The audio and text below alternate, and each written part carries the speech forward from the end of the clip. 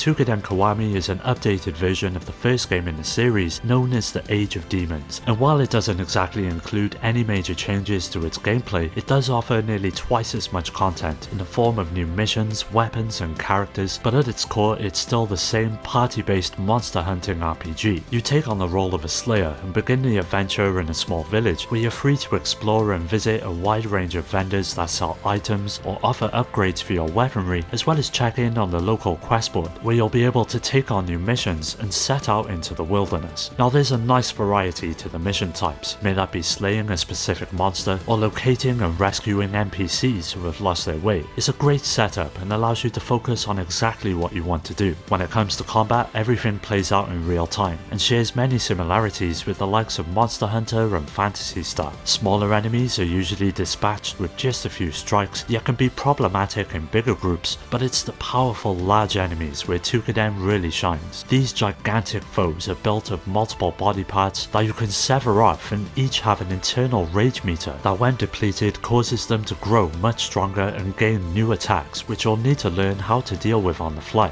These body parts are used to craft new items and weapons, so securing as many as possible is the best way to grow your character quickly, but just be warned that trying to acquire too much too soon is a surefire way of finding yourself wiped out. It builds a sort of risk versus reward system and is very much a rip-off of Monster Hunter's mechanics, but I'm glad it was included. Even though it lends from many of its contemporaries, Tukiden Kiwami is still a solid and enjoyable experience, and with it also being available on the PlayStation 4, there's never been an easier time to give it a go.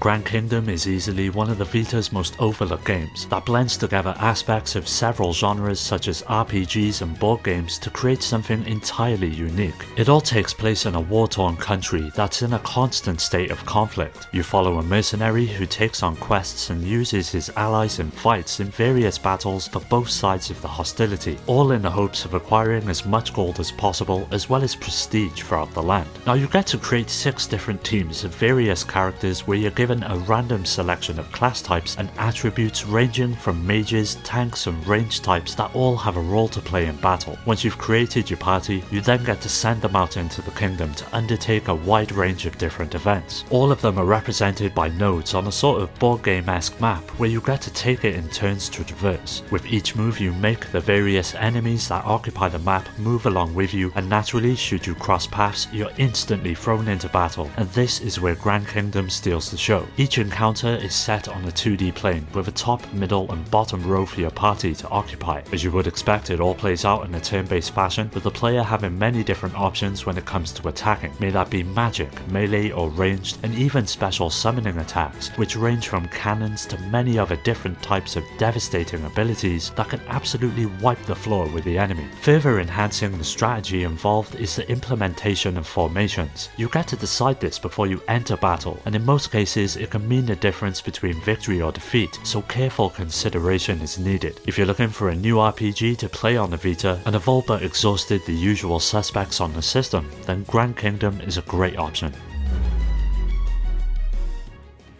The Vita was home to a whole host of incredible 2D fighters, may that be Street Fighter Cross Tekken or BlazBlue, but one game that has largely been forgotten is Dengeki Fighting Climax. It brings together many different properties from several anime series as well as Sega's back catalogue to create a pretty special fighting game that longtime veterans of the genre as well as newcomers alike can enjoy. From Sword Art Online to Valkyria Chronicles and Virtua Fighter, there's a total of 14 characters to contend with, each that share a string of basic attacks such as kicks, punches and throws, as well as specific special abilities that differentiate each character from the next. These special moves, as well as something known as a climax art, can be executed according to your energy bar located at the bottom of the screen, which will fill up the more damage you do to your enemy. The combat itself is fairly simple, something that Fighting Climax prides itself on. You've got 3 attack buttons for light, medium and heavy, along with a button for calling in your selected assist character to help you out and to further streamline streamline the gameplay, each character shares the same input for their special moves, which means you'll spend less time memorizing them for each character and instead will be able to focus on linking and connecting them properly with the enemy. Now the visuals are one area where Dengeki truly excels. Each character's sprite is painstakingly detailed and animated, and the same can be said for the stages that each fight takes place in, from huge cities lit up at night to the peaceful and tranquil countryside, all playing host to the action. Although it doesn't exactly possess the same depth you'll find in other fighters on the handheld, Dengeki is still one of the best options on the Vita for fighting fans.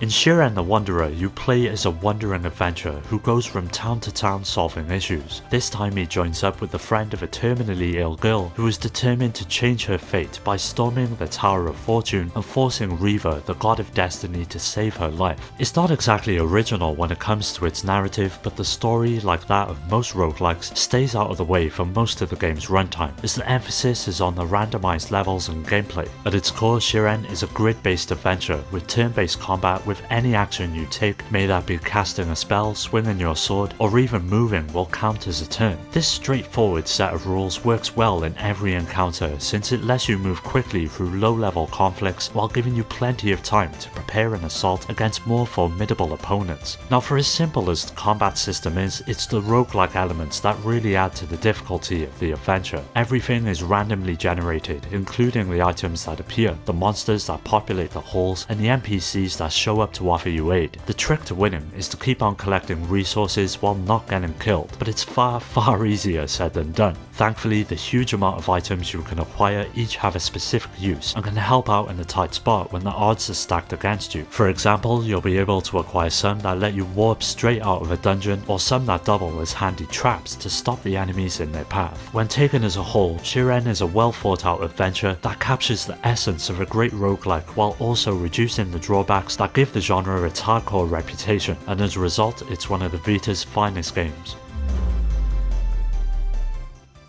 Phoenix Festa is an action RPG which is loosely based on an anime known as Astral War, and as with most adaptations, the developers walk a fine line between creating an adventure that caters to those fond of the source material, but at the same time making it accessible to newcomers. Phoenix Festa achieves this extremely well and takes a few cues from the likes of Persona to create a thoroughly enjoyable adventure that anyone can enjoy. As the player, you take up the plight of a student who has to achieve a fine balance between both your fighting and social life, all the while trying to get a date for the upcoming festival. You've got a total of 45 in-game days to achieve this goal, with each day being divided into two distinct parts. You've got to manage your schedule and fit in various social activities that aid your desirability as a partner, the main one being various part-time jobs that are available to improve your character, as well as being able to use the money you earn to buy gifts for your potential girlfriend or boyfriend. Now training is a huge part of your daily life, and it's here where you'll hone and harness your skills, where you're given various options to focus on specific traits of your character, may that be your defense, attack, or stamina. When it comes to the battles themselves, it plays out like a 3D brawler where each fight takes place in an arena and you're given free reign to tackle your opponent with a huge range of attacks, with the most impressive being your specials, which fill the screen with some fantastic animations as each play out. Now if there was one negative I could throw at the game, it would be that it's quite simple on the whole, may that be the fighting itself or the dating mechanics that make it up, but it's nothing that takes away from the overall adventure. Just don't go in expecting the same depth you would find in similar games of its kind.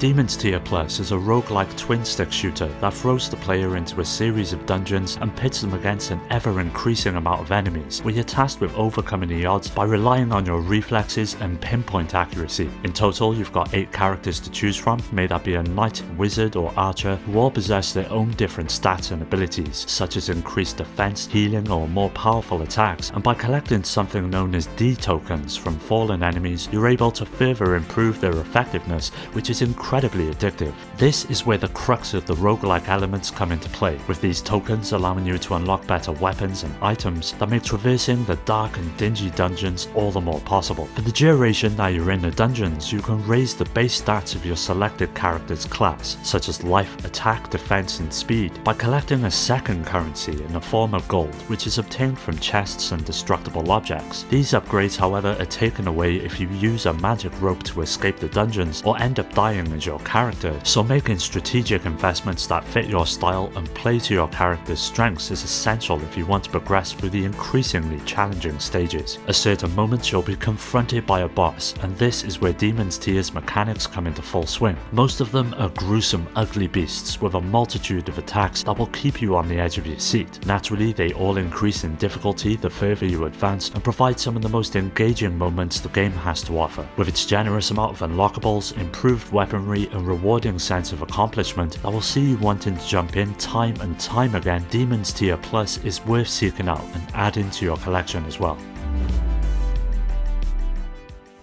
Stardust began its days as a downloadable title on the PlayStation 3 and seemed like Sony's answer to the then insanely popular Geometry Wars, which hit the Xbox 360 with a bang. Jumping forward to the launch of the Vita, and Stardust would gain another iteration in the form of Super Stardust Delta. The core gameplay didn't change that much and still focused on the two-stick setup, with one controlling your ship and the other dictating the direction of your shots. The game drops power-up orbs that grant you better weaponry, brief firepower boosts, more lives, or both, depending on the kind of adversary you kill. The ability to upgrade your weaponry to use an ice or fire weapon highlights one of Super Stardust Delta's most satisfying gameplay features, the requirement to quickly swap between weapons in order to succeed in any given level. The standard weapon on your ship is fire, which is capable of killing anything in theory, but works best against adversaries that shoot fire themselves. By pressing the right shoulder button, you can equip the ice weapon and thus defeat ice enemies more quickly, a necessary technique when you have hundreds of enemies swarming you at once. This creates an intense gameplay experience that is bound to keep even the most proficient of players on their toes, as Stardust Delta feels relentless in its challenge, and with so much happening on screen it's quite easy to get lost in the mayhem. But if you remember the crucial aspect of switching your weapons, with a bit of patience you'll soon come out on top. Overall, if you're looking for a competent, entertaining and downright impressive shooter, you'd be doing yourself a huge disservice if you overlook Stardust Delta on the Vita. Gunslugs is a run-and-gun shooter that first appeared on mobile devices way back in 2013. Thanks to its success, it was later ported to various systems, with the Vita receiving its own version, which is easily the best way to play it. The obvious comparison to draw is with Metal Slug, as you'll be collecting coins as you defeat enemies, and even jumping into vehicles to help mop up the battlefield. Gunslugs proves that sometimes less is more, and that theme really carries across all aspects of the game. The story is that the Black Duck Army is waging war, so it's up to you, one of a handful of unlockable and playable characters, to spray bullets, bring down buildings and rescue any survivors along the way. While the gameplay on smartphones and tablets was pretty decent, there's no substitute for actual buttons, and on the Vita, Gunslugs becomes the game it actually wanted to be, a tough side-scrolling shooter with randomly generated levels and plenty of action to make your way through. Most of the enemies you encounter can be dispatched fairly easily, yet things soon become extremely hectic with the number of explosions and bullets flying around the screen, and like a lot of old school shooters, you'll play a couple of regular levels and then go face to face with a menacing boss. These large enemies are often intimidating at first, but a pushover the moment you memorize their pattern. You may die a few times learning the strategy, but it won't take long before you can fly through them with little to no trouble. As I mentioned earlier, apart from shooting anything that moves, you'll also be collecting coins that can be spent on character upgrades, continues, and even several minigames that further enhance the replay value and will keep you coming back for more. Gunslugs may not be exactly original, but its challenging gameplay, catchy soundtrack and vibrant visuals make it more than worth your time. Zipper Interactive had a reputation for delivering great shooters, mainly the SOCOM franchise that cemented them as one of the most celebrated developers on Sony's platforms. Appearing as a launch title for the Vita, Unit 13 provided everything that players had come to know from the studio, but this time around it was broken up into bite-sized chunks that made it perfect for playing on the go. You control one of several special ops soldiers as you undertake many different types of missions set across a wide selection of locations. These range from deactivating bombs to securing hostages and taking out high-level targets, whilst utilising a huge amount of weaponry to get the job done. Each character you can choose from comes along with their own specific class, from the all-round commando to a sniper, infiltrator or explosives tech that naturally excel in certain situations. But what makes the gameplay more compelling is that you'll be rewarded for carrying out a mission with their specific traits in mind. This aspect of the game will see you naturally changing your approach depending on who you choose to play as, for any given mission, and with the main goal of racking up the highest score possible, it's a good idea to play to each character's strengths. The gameplay itself takes advantage of all the input options the Vita has to offer, from both the front and rear touchpads to the second analog stick that makes aiming and shooting an absolute breeze. Added to this is the cover system that allows you to take stock of the current situation and plan accordingly should you find yourself surrounded. Overall, Unit 13 provides hours of gameplay that allows for quick pick up and play sessions on the go, so if you see it on the cheap, this is one game that deserves a spot in your collection as well.